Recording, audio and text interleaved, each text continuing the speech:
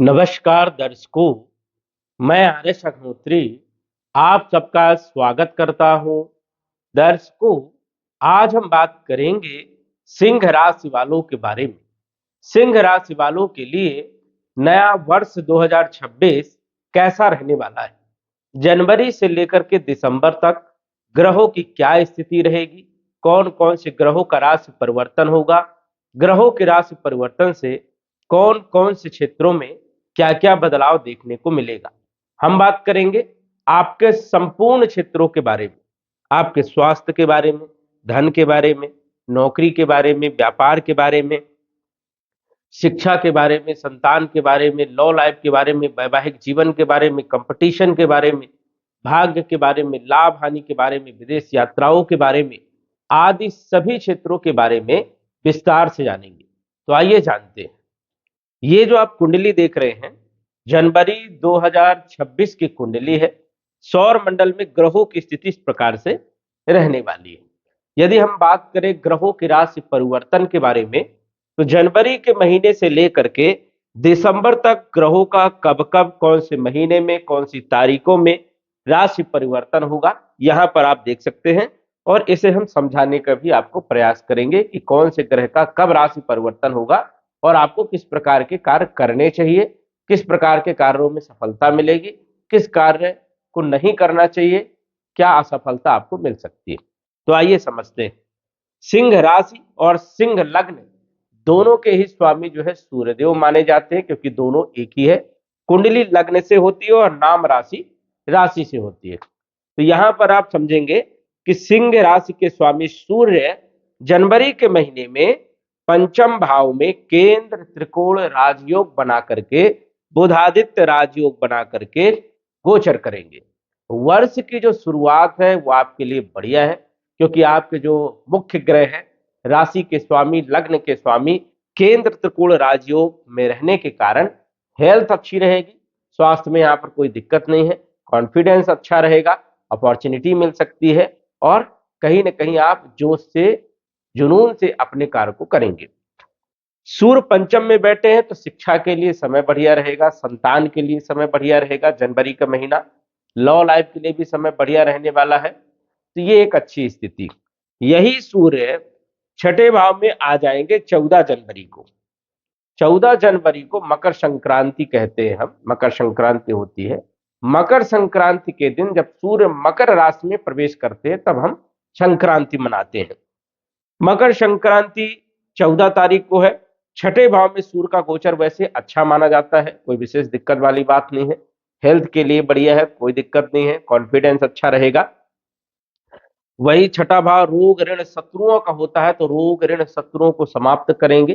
Competition में सफलता, नई नौकरी के लिए भी जो है एक अच्छी स्थिति रहने वाली है, क्योंकि ये नौकरी का भी भाव है। तो जनवरी के महीने में सूर्य की स्थिति बहुत शानदार रहेगी। फरवरी के महीने में यही सूर्य जो है आप देख रहे हैं कि 13 फरवरी को राशि परिवर्तन करके आ जाएंगे सप्तम भाव में, मतलब 13 फरवरी तक छठे भाव में रहेंगे तो कोई दिक्कत नहीं।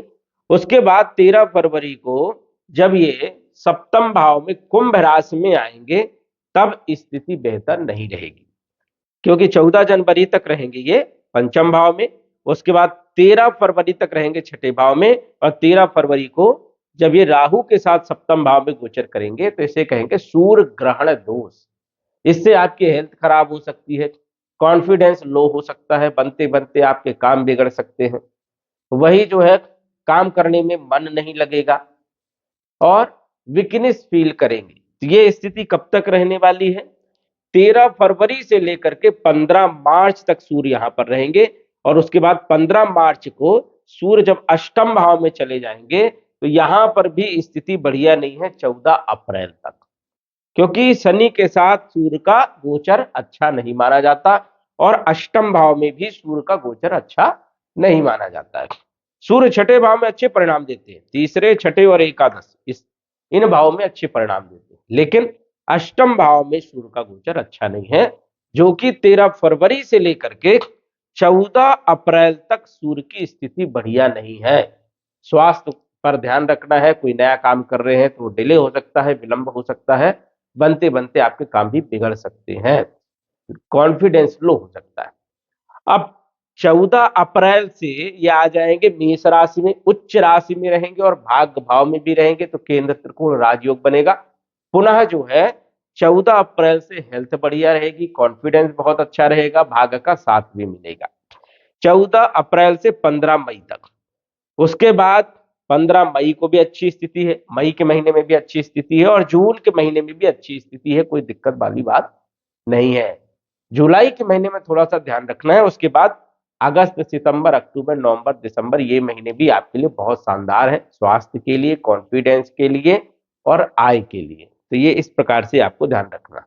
सूर्य की स्थिति यदि खराब है तो उपाय क्या करना है, सूर्य आदित्य स्तोत्र का पाठ करिए, सुबह जल्दी उठिए, सूर्य भगवान को जल दीजिए, जिससे सूर्य को बल मिलेगा और आपके काम किसी भी प्रकार से जो है बिगड़ेंगे नहीं। इस चीज का ध्यान रखना है।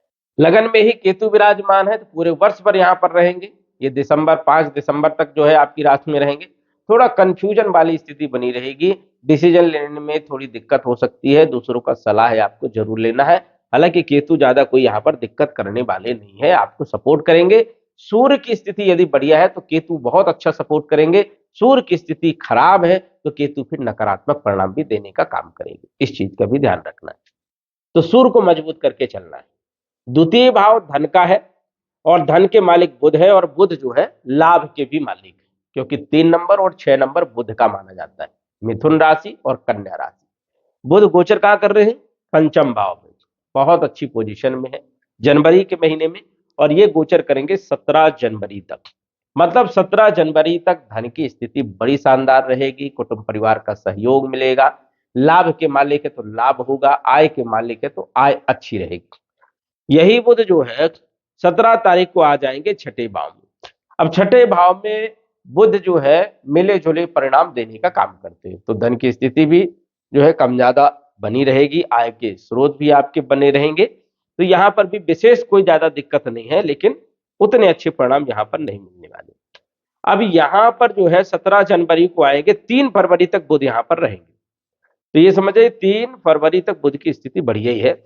3 फरवरी को जब ये राशि परिवर्तन कर जाएंगे, राहु के साथ गोचर करेंगे, तो यहाँ पर राहु के साथ जड़ दोष बनेगा, बुद्धि के लिए बढ़िया नहीं है, व्यापार के लिए उतार चढ़ाव देखने को मिल सकता है, धन को लेकर के चिंताएं बनी रह सकती है, वही कहीं ना कहीं जो है बहनों के साथ विवाद हो सकता है, और मौसी के साथ, मामा के साथ भी संबंध जो है थोड़ा कमजोर हो सकते हैं। वाणी पर आपको विशेष तौर पर ध्यान रखना है। तो ये स्थिति बढ़िया नहीं है। कब से, 3 फरवरी से लेकर के समझिए कि 11 अप्रैल तक, क्योंकि अष्टम भाव में नीच राशि में भी चले जाएंगे। 11 तारीख को जो है बुध देव अष्टम भाव में चले जाएंगे, तो धन के लिए अच्छे नहीं है, लाभ के लिए अच्छे नहीं है, आय के लिए अच्छे नहीं है, और बुद्धि बुद्धि के लिए, बहनों के लिए, मौसी के लिए, मामा के लिए अच्छी स्थिति नहीं रहने वाली है। 30 अप्रैल को जब ये मेष राशि में आ जाएंगे, तो पुनः स्थिति बुध की बढ़िया रहेगी, पुनः धन की स्थिति सुधरेगी, कुटुंब परिवार का सहयोग मिलेगा, लाभ होगा, आय बढ़िया रहेगी, व्यापारिक स्थिति आपकी बढ़िया रहेगी। फिर यदि हम बात करें तो 30 अप्रैल, मई के महीने में भी 15 मई से 29 मई तक अच्छी स्थिति है, जून के महीने में भी अच्छी स्थिति है, जुलाई के महीने में थोड़ा सा ध्यान रखना है, लेकिन यहाँ पर भी कोई खास ज्यादा नकारात्मक स्थिति नहीं है। फिर उसके बाद अगस्त, सितंबर, अक्टूबर ये बढ़िया रहने वाले हैं, नवंबर, दिसंबर का महीना भी बढ़िया रहेगा। बुध का उपाय क्या करना है, ओम बुम बुधाय नमः, इस मंत्र का जप करना है। और कौन सा समय खराब रहेगा, क्या नुकसान होगा, वो डेट आप लिख लीजिए, दोबारा वीडियो देख सकते हैं, जिससे आपको आसानी से समझ में आ सकता है। इसके बाद यदि हम बात करें शुक्रदेव, जो कि तीसरे भाव के भी मालिक है और आपके कैरियर के मालिक, बड़े प्रमुख ग्रह हैं। जब कैरियर का मालिक कोई ग्रह हो तो उस पर विशेष ध्यान देना चाहिए। शुक्र गोचर कहाँ कर रहे हैं, पंचम भाव में, केंद्र त्रिकोण राजयोग बना करके, लक्ष्मी नारायण राजयोग बना करके गोचर कर रहे हैं। वर्ष की शुरुआत आपके लिए बड़ी शानदार रहने वाली है, इसमें कोई दिक्कत वाली बात नहीं है। मतलब कैरियर आपका बढ़िया रहेगा, बल पराक्रम में वृद्धि मिलेगी, छोटे भाई बहनों के साथ संबंध बढ़िया रहेंगे, शिक्षा, संतान, लव लाइफ आपकी बढ़िया रहेगी, यात्राएं आप कर सकते हैं, उसमें आपको सुकून, आनंद प्राप्त हो सकता है। तो ये स्थिति बढ़िया रहेगी।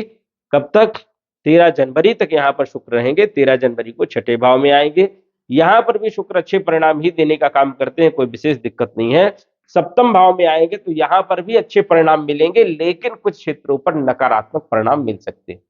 पत्नी के साथ संबंध आपको अच्छे रखना है, स्त्रियों के प्रति जो है संबंध या भावना अच्छी रखना है, अन्यथा यहां पर नकारात्मक स्थिति बन जाती है। राहु के साथ शुक्र की युति को चारित्रिक दोष भी कहते हैं, इसलिए कोई चरित्र का दोष आपके ऊपर लग सकता है यदि आपने गलत काम किया या स्त्रियों के प्रति आपने भावना गलत रखी, तो यहां पर आपको सुधरने की समझदारी का ध्यान विशेष तौर पर रखना है। 6 फरवरी के बाद की यदि हम बात करें, शुक्र 13 जनवरी तक आपके पंचम भाव में, 13 जनवरी को आ जाएंगे, 6 फरवरी तक यहां पर कोई दिक्कत नहीं है। लेकिन 6 फरवरी से 2 मार्च तक शुक्र जो है राहु के साथ रहेंगे, ये समय आपका खराब है। इसके बाद 2 मार्च से 26 मार्च जो है उच्च राशि में रहेंगे, कोई दिक्कत नहीं है, बढ़िया स्थिति रहेगी कैरियर की भी और बल पराक्रम की भी। 26 तारीख को 26 मार्च से लेकर के 29 अप्रैल तक बहुत अच्छी स्थिति रहने वाली है, शानदार स्थिति रहेगी, जो कि कैरियर के लिए अपॉर्चुनिटी या कैरियर में बदलाव, प्रमोशन, पद प्रतिष्ठा, बल पराक्रम में वृद्धि, कम्युनिकेशन स्किल, नई नौकरी के लिए बेहतर समय। उसके बाद 19 अप्रैल के बाद मई का महीना बढ़िया है, जून का महीना बढ़िया है, जुलाई का भी बढ़िया है, अगस्त का भी बढ़िया है, सितंबर का भी बढ़िया है। और देखा जाए तो लगातार भी कोई खास ज्यादा नकारात्मक स्थिति नहीं है, सिर्फ जो है राहु के साथ शुक्र का गोचर बढ़िया नहीं रहेगा। कुछ क्षेत्रों के लिए धन के लिए अच्छा है, कैरियर को थोड़ा सा ध्यान रखना है, कोई आरोप ना लगे, कोई प्रत्यारोप लगे ना लगे, और पत्नी के साथ संबंध आपको अच्छे रखना। चौथे भाव के मालिक भूमि भवन प्रॉपर्टी के मालिक मंगल है और भाग्य के मालिक भी मंगल है। 1 नंबर 8 नंबर मंगल का है। मंगल कहां बैठे हैं? केंद्र त्रिकोण राजयोग बना करके पंचम भाव में। जनवरी के महीने की स्थिति मंगल की बढ़िया है, भूमि भवन प्रॉपर्टी मकान वाहन से संबंधित लाभ होगा, भाग्य का साथ भी आपको मिलने वाला है। मंगल 16 जनवरी तक रहेंगे, उसके बाद 16 जनवरी को आ जाएंगे उच्च राशि में, मकर राशि में, छठे भाव में। जबरदस्त रिजल्ट यहां पर देने का काम करते हैं। प्रॉपर्टी क्रय कर सकते हैं, यदि बिक नहीं रही थी प्रॉपर्टी तो बिक जाएगी। वाहन खरीदना चाहते तो समय बढ़िया है, भाग्य का साथ भी बढ़िया रहेगा, और शत्रुओं को परास्त करने का काम करेंगे, और माता के स्वास्थ्य पर भी अच्छा रिजल्ट देने का काम यहाँ पर करने वाले हैं। तो पूरे जनवरी मंगल की स्थिति बढ़िया है। 16 जनवरी को मंगल जो है राशि परिवर्तन करेंगे, उच्च राशि में रहेंगे, 23 फरवरी तक यहाँ पर रहेंगे। 23 फरवरी से लेकर के मंगल की स्थिति 11 मई तक अच्छी नहीं है, क्योंकि यहां पर भी अच्छी स्थिति नहीं, अष्टम भाव में भी मंगल की स्थिति नहीं है। तो 23 तारीख से 2 अप्रैल तक जो है मंगल राहु के साथ, और 2 अप्रैल को आ जाएंगे शनि के साथ, जो कि समझ जाइए कि 11 मई तक मंगल की स्थिति आपके लिए बढ़िया नहीं, ये ध्यान रखना है। क्या उपाय करना चाहिए?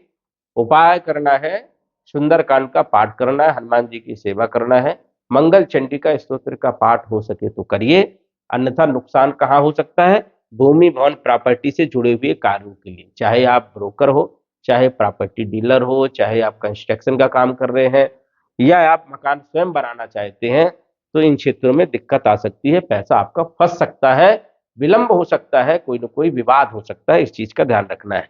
और भाग्य का साथ भी जो है उतना ज्यादा नहीं मिलेगा। लेकिन यही मंगल 11 मई के बाद जबरदस्त लाभ देने का काम करेंगे दिसंबर तक। 11 मई से 21 जून तक भाग्य भाव में जबरदस्त लाभ देने का काम करेंगे, भूमि वन प्रॉपर्टी में अच्छा लाभ होगा, भाग्य का पूरा साथ मिलेगा। 21 तारीख से लेकर के 21 जून से लेकर के 2 अगस्त तक कैरियर के भाव में जबरदस्त लाभ देने का काम करेंगे। 2 सितंबर से 18 2 अगस्त से 18 सितंबर तक लाभ भाव में जबरदस्त रिजल्ट। 18 सितंबर से 12 नवंबर तक थोड़ा ध्यान रखना है, 12वें भाव में अच्छा रिजल्ट नहीं देंगे, व्यय कराएंगे, नुकसान कराएंगे, खर्चे कराएंगे। लेकिन 12 नवंबर के बाद पुनः मंगल की स्थिति बढ़िया है। तो ये ध्यान रखना है कि मंगल प्रॉपर्टी, वाहन और भाग्य का मालिक है, इन क्षेत्रों में कब रुकावट आएगी और कब आपको अच्छा लाभ मिलेगा। गुरु पंचम भाव के भी मालिक है, अष्टम भाव के भी मालिक है। गोचर कहां कर रहे हैं गुरु? लाभ भाव में गोचर कर रहे हैं, बहुत अच्छी पोजीशन में गुरु यहां पर गोचर कर रहे हैं, एक अच्छी स्थिति है। यहां पर देखा जाए तो ये जो भाव है शिक्षा का, संतान का, लव लाइफ का, फाइनेंशियल स्थिति का, और ये भाव है आपके अष्टम भाव व्याधियों, परेशानी, आयु, मृत्यु, ससुराल पक्ष का। अब गुरु की पोजीशन तो बहुत अच्छी है, कब तक? 2 जून तक। जनवरी 2026 से 2 जून 2026 तक गुरु बहुत अच्छे गोचर करने वाले हैं। पढ़ाई लिखाई के लिए समय बढ़िया रहेगा, विद्यार्थियों के लिए समय बढ़िया है, माता पिता के लिए समय बढ़िया है, क्योंकि संतान की स्थिति बेहतर रहेगी, संतान का सुख मिलेगा। जिनको संतान की प्राप्ति नहीं है, प्रयास कर रहे हैं, तो सफलता मिलेगी। वही लव लाइफ की स्थिति भी बहुत शानदार रहेगी, फाइनेंशियल स्थिति भी बहुत शानदार 2 जून तक रहने वाली। अकस्मात धन की प्राप्ति होना, फंसा हुआ धन प्राप्त होना, ससुराल पक्ष से लाभ होना, ऐसी स्थिति जो है देखने को मिल सकती है 2 जून 2026 तक। वही गुरु की पंचम दृष्टि 1 2 3 4 5 बल पराक्रम के भाव में, बल पराक्रम में वृद्धि। सप्तम दृष्टि इनकी पंचम भाव में, शिक्षा, संतान, लव लाइफ की स्थिति को बेहतर। और नवम दृष्टि पड़ रही है विवाह के भाव में, तो विवाह का योग बनेगा। वैवाहिक जीवन में कहीं न कहीं चल रही परेशानियों को भी दूर करेंगे। 2 जून को यही गुरु उच्च राशि में जाएंगे और 2 जून से 31 अक्टूबर तक रहेंगे। हालांकि 12वां भाव जो है कालपुरुष की कुंडली में गुरु का ही भाव है, पक्का भाव है, और उच्च राशि में भी है। यहाँ पर भी अच्छे परिणाम मिलेंगे। यहाँ क्या अच्छे परिणाम आपको लेना है? विदेश जा सकते हो शिक्षा के लिए, पढ़ाई लिखाई के लिए, बिजनेस के लिए, व्यापार के लिए, नौकरी के लिए विदेश जाइए बिल्कुल। वही देखा जाए तो विपरीत परिवर्तन राजयोग बनेगा, ये भी एक बहुत अच्छी स्थिति, जो कि शिक्षा, संतान, लॉ लाइफ के लिए भी बढ़िया गुरु रहने वाले हैं। फाइनेंशियल स्थिति बढ़िया रहेगी, संतान का सुख मिलेगा, और लॉ लाइफ भी आपकी बढ़िया रहने वाली है। 31 अक्टूबर को आ जाएंगे ये आपकी राशि सिंह राशि में। दिसंबर तक बड़े शानदार रिजल्ट आपको देखने को मिलने वाले हैं। धन से जुड़े हुए लाभ, शिक्षा, संतान, लॉ लाइफ, फाइनेंशियल स्थिति और ससुराल पक्ष से अच्छे परिणाम आपको मिल सकते हैं, अच्छा लाभ आपको मिल सकता है। तो गुरु की स्थिति भी आपके लिए बड़ी शानदार है, इसमें कोई दिक्कत नहीं है। गुरु आपको पूरे वर्ष आपको सपोर्ट करने का काम करेंगे, और गुरु इस कुंडली में बहुत प्रमुख माने जाते हैं, क्योंकि योग कारक भी है और मूलभूत आवश्यकताओं को पूरा करने वाला ग्रह गुरु ही है। गुरु यदि बढ़िया है तो पूरा वर्ष बड़ा शानदार बीतता है। तो गुरु अच्छा है आपके लिए। संतान की प्लानिंग कर सकते हैं, क्योंकि संतान के मालिक वही है, धन के मालिक वही है। जुआ, लॉटरी, सट्टा, शेयर मार्केट के लिए भी गुरु जो है अच्छी पोजीशन में रहने वाले हैं। यदि आप अच्छे से कार्य करेंगे तो सफलता आपको जरूर मिलेगी। शनि आपके छठे भाव के मालिक है, सप्तम भाव के मालिक है, 10 नंबर, 11 नंबर, मकर राशि, कुंभ राशि, शनि है मालिक। गोचर कर रहे हैं शनिदेव अष्टम भाव में, विपरीत परिवर्तन राजयोग बना करके, और आपके ऊपर शनि की ढैया भी चल रही है। अब ये ढैया देखा जाए तो सिंह राशि वालों के लिए कोई खास ज्यादा नकारात्मक नहीं है, क्योंकि विपरीत परिवर्तन राजयोग में है शनि। लेकिन फिर भी आपको यहाँ पर कुछ क्षेत्रों पर ध्यान रखना, जैसे वैवाहिक जीवन के भाव पर थोड़ा सा ध्यान रखना है, पार्टनरशिप पर ध्यान रखना है, व्यापार पर भी थोड़ा सा ध्यान रखना है। वैवाहिक जीवन को लेकर के थोड़ा असमंजस वाली स्थिति, विवाद में स्थिति, या फिर पार्टनरशिप में व्यापार को लेकर के कुछ मनमुटाव देखने को मिल सकता है।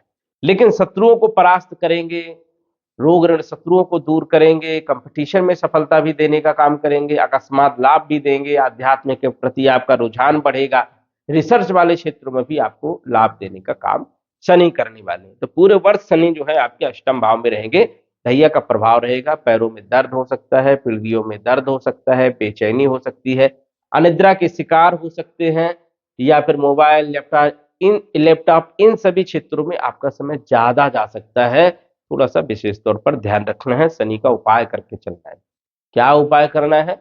ओम सम शनिश्चराय नमः इस मंत्र का जप करें, पीपल की पूजा करें, सेवा करें, परिक्रमा करें, जिससे शनि का दुष्प्रभाव कम होगा। क्योंकि शनि मारक है, इसलिए वो ज्यादा अच्छे परिणाम आपको नहीं दे पाएंगे। इस चीज का आपको ध्यान रखना है। शनि से जुड़े हुए कार्यों में बाधाएं उत्पन्न जरूर होंगी। शनि के बाद यदि हम बात करें तो सभी भावों के बारे में हमने चर्चा किया, सूर्य के बारे में भी। चंद्रमा, चंद्रमा का फलादेश संभव नहीं होता है, क्योंकि 2.25 दिन में चंद्रमा का राशि परिवर्तन होता है। सप्तम भाव में राहु का गोचर वैसे तो मिला जुला देखने को मिलता है, क्योंकि कई परेशानियां उत्पन्न करते हैं, लेकिन यहाँ पर व्यापार में बहुत अच्छा लाभ भी देने का काम राहु करते हैं। राहु तब अच्छा परिणाम यहाँ पर देता है जब शनि की स्थिति बढ़िया हो, इसलिए शनि की स्थिति उतनी बेहतर नहीं है, इसलिए राहु पर विश्वास करना ये अच्छा नहीं है, क्योंकि ये यहाँ पर कई बार वैवाहिक जीवन को खराब कर देता है। विवाह यदि इस टाइम पर हो तो अच्छे से जांच पड़ताल करके करिए, नहीं तो पूरे वर्ष में विवाह के लिए राहु यहाँ पर कई बार गलत रिश्ते लाएगा और गलत रिश्ता करवा देगा, बाद में आप पछताएंगे। हो सके तो सिंह राशि वाले शादी 2026 में मजबूरी में करें, अन्यथा टालने का प्रयास करें। यदि अच्छी स्थिति वैवाहिक जीवन में चाहिए, लड़का अच्छा चाहिए या लड़के को लड़की अच्छी चाहिए, तो ये समझिए कि 2026 में राहु पर विश्वास करना ये सही नहीं है, क्योंकि आपकी कुंडली में राहु की क्या पोजीशन है वो भी देखना पड़ेगा। राहु यदि खराब है, गलत रिश्ता लाएगा, शादी करेंगे नुकसान होगा, कोर्ट कचहरी के चक्कर लगेंगे, तो ऐसी स्थितियां हो सकती है, संभावनाएं हैं, गारंटी नहीं है। क्योंकि कुंडली में यदि राहु बहुत अच्छी पोजीशन में है तो ये बहुत अच्छे रिश्ते भी ला सकता है, इस चीज को भी आपको विशेष तौर पर ध्यान रखना है। लेकिन फिर भी शादी करते समय आपको 2026 में बहुत सोच विचार और अच्छे से जांच पड़ताल करके ही करना है, ये आपको विशेष तौर पर सावधानी रखना है। कुल मिलाकर के यदि हम बात करें तो वर्ष 2026 की शुरुआत सिंह राशि वालों के लिए बढ़िया है, कोई विशेष दिक्कत वाली बात नहीं है। यदि आप सावधानी रखते हैं, समय का ध्यान रखते हैं, तो पूरे वर्ष भर लाभ ही प्राप्त करेंगे, कोई विशेष नुकसान की स्थिति नहीं है। यदि आप समय का ध्यान नहीं रखते हैं तो फिर परेशानियां आपको हो सकती है, इस चीज का आपको विशेष तौर पर ध्यान रखना है। सटीक जानकारी यदि आप चाहते हैं, घर बैठे आप कुंडली का विश्लेषण करवा सकते हैं दिए गए व्हाट्सएप नंबर से संपर्क करके। तो दर्शकों, आज बस इतना ही, धन्यवाद। यदि आप अपनी कुंडली का विश्लेषण घर बैठे करवाना चाहते हैं तो दिए गए व्हाट्सएप नंबर से संपर्क करें। साधारण फीस जमा करके आप अपनी कुंडली का विश्लेषण फोन के माध्यम से घर बैठे ही करवा सकते हैं और जान सकते हैं अपने भूत, भविष्य और वर्तमान के बारे में। धन्यवाद। WhatsApp number 9479893911।